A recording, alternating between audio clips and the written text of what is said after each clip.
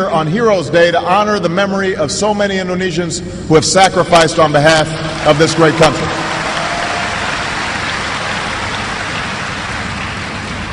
When I moved to Jakarta, it was 1967, and it was a time that had followed great suffering and conflict in parts of this country. And even though my stepfather had served in the army, the violence and killing during that time of political upheaval was largely unknown to me because it was unspoken by my Indonesian family and friends. In my household, like so many others across Indonesia, the memories of that time were an invisible presence. Indonesians had their independence, but oftentimes they were afraid to speak their minds about issues.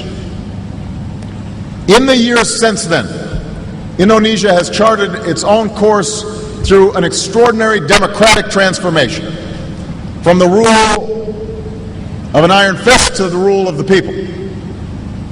In recent years, the world has watched with hope and admiration as Indonesians embraced the peaceful transfer of power and the direct election of leaders.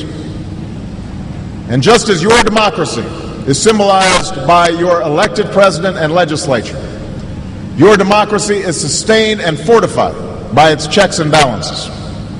A dynamic civil society, political parties and unions, a vibrant media, and engaged citizens who have ensured that in Indonesia there will be no turning back from democracy. But even as this land of my youth has changed in so many ways, those things that I learned to love about Indonesia, that spirit of tolerance that's written into your Constitution, symbolized in mosques and churches and temples standing alongside each other, that spirit that's embodied in your people, that still lives on.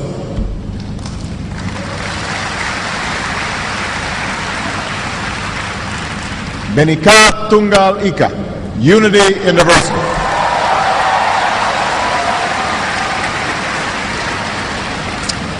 This is the foundation of Indonesia's example to the world. And this is why Indonesia will play such an important part in the 21st century. So today, I return to Indonesia as a friend, but also as a president who seeks a deep and enduring partnership between our two countries.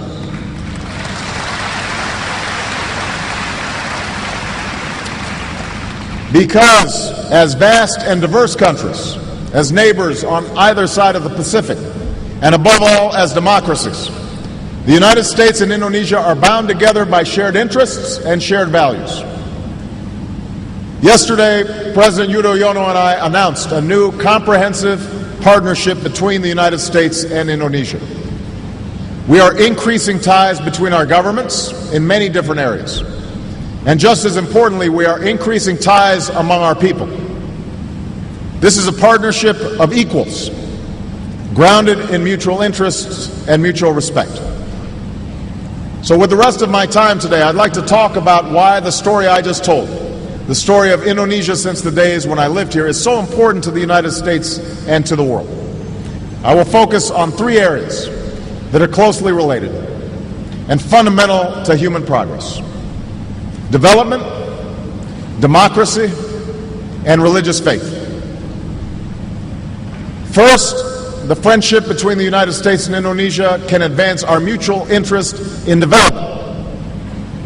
When I moved to Indonesia, it would have been hard to imagine a future in which the prosperity of families in Chicago and Jakarta would be connected.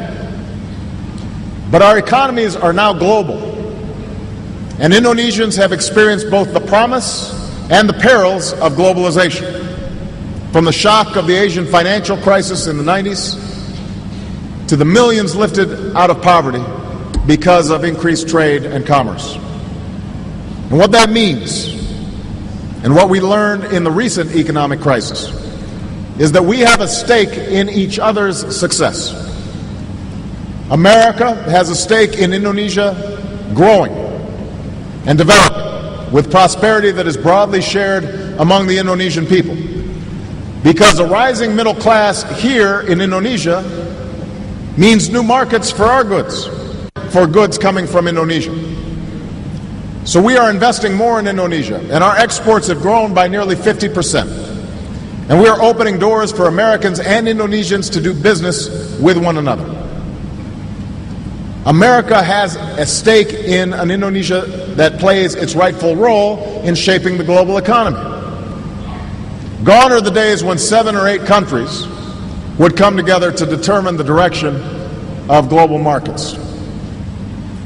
That's why the G20 is now the center of international economic cooperation, so that emerging economies like Indonesia have a greater voice and also bear greater responsibility for guiding the global economy.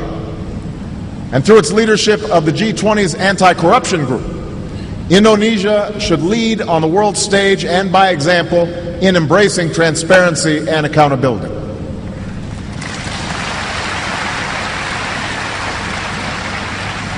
America has a stake in an Indonesia that pursues sustainable development, because the way we grow will determine the quality of our lives and the health of our planet. And that's why we're developing clean energy technologies that can power industry and preserve Indonesia's precious natural resources. And America welcomes your country's strong leadership in the global effort to combat climate change. Above all, America has a stake in the success of the Indonesian people. Underneath the headlines of the day, we must build bridges between our people, because our future security and prosperity is shared. And that is exactly what we're doing by increasing collaboration among our scientists and researchers, and by working together to foster entrepreneurship.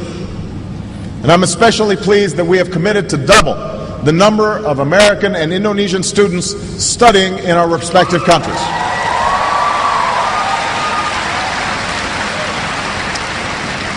We want more Indonesian students in American schools, and we want more American students to come study in this country.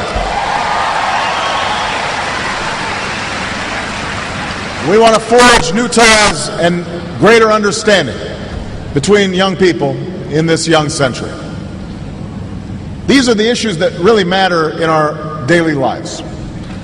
Development, after all, is not simply about growth rates and numbers on a balance sheet. It's about whether a child can learn the skills they need to make it in a changing world. It's about whether a good idea is allowed to grow into a business and not suffocated by corruption. It's about whether those forces that have transformed the Jakarta I once knew, technology and trade and the flow of people and goods, can translate into a better life for all Indonesians, for all human beings, a life marked by dignity and opportunity. Now, this kind of development is inseparable from the role of democracy. Today, we sometimes hear that democracy stands in the way of economic progress. This is not a new argument, particularly in times of change and economic uncertainty. Some will say that it is easier to take a shortcut to development by trading away the right of human beings for the power of the state. But that's not what I saw on my trip to India, and that is not what I see here in Indonesia. Your achievements demonstrate that democracy and development reinforce one another. Now, like any democracy, you have known setbacks along the way. America is no different. Our own Constitution spoke of the effort to forge a more perfect union, and that is a journey that we've traveled ever